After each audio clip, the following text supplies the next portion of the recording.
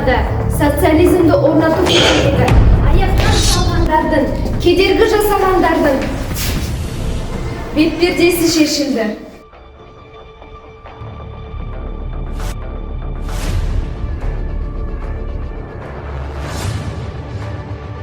Бит, қандай бит? Күлкім келеді. Адамның қойыннан туады, мойыннан буады.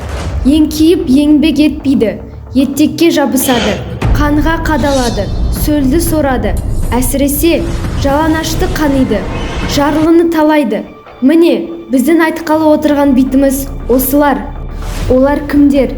Біріншіден, ауылдағы байлар.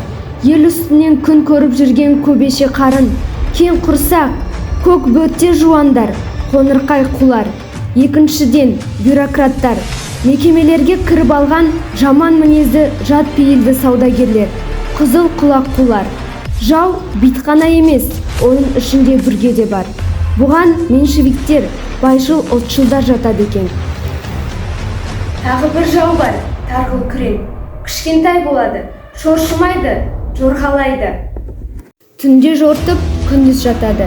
Шаққан жерін ойыстырып жібереді. Удай ашытады.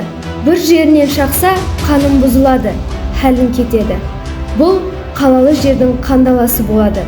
Бұған арамза мамандарды жатқызады.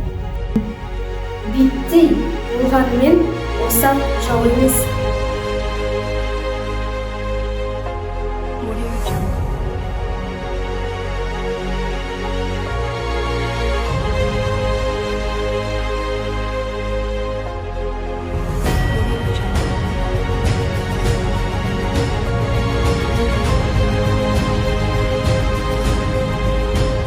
Қайда кір, қайдалас.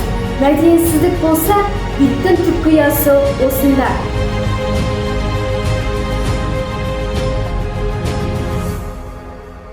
Audio Jungle.